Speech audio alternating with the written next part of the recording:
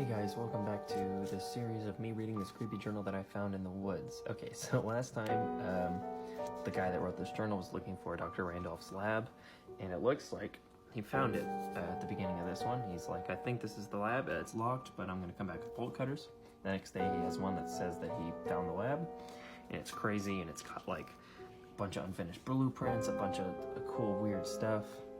And one of my favorite things is it has the original copy of the first two books of The Lord of the Rings and The Hobbit, which is pretty cool. But yeah, anyway.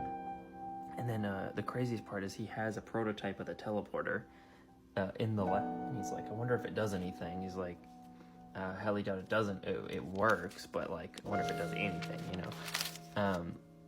Yeah, so he spends the next 3 days, like, literally says he does nothing but studying the blueprints and stuff.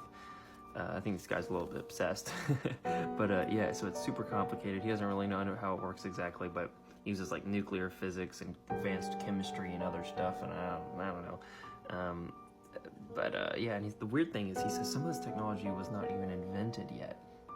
And he's like, well, Dr. Randolph should have published these findings even if the full machine wasn't done yet, because some of this stuff is not invented for another 40 or 50 years. So this man was like way ahead of his time, but he just didn't publish his stuff because he was waiting for his teleporter to work, and I guess he disappeared before he could finish it or something. I don't know. Yeah, so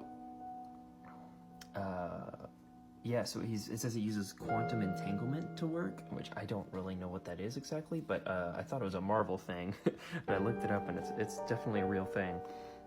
But yeah, and so anyway, he finds out, and he's like, I think I get it.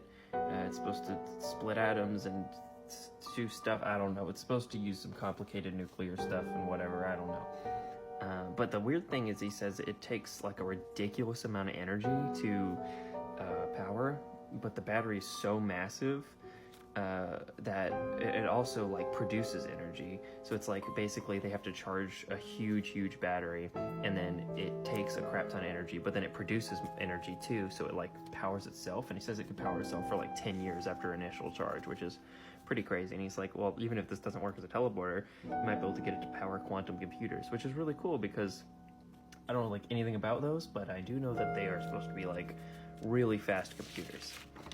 Okay, so he just figures it. He's like, I don't fully understand how it works. He's like, I understand how most of it's supposed to work, but I don't understand how it actually transmits the particles, which I don't know exactly how that would work either. But yeah, I think we're gonna have to probably stop it there for today. We're running out of time. But yeah, follow me next time.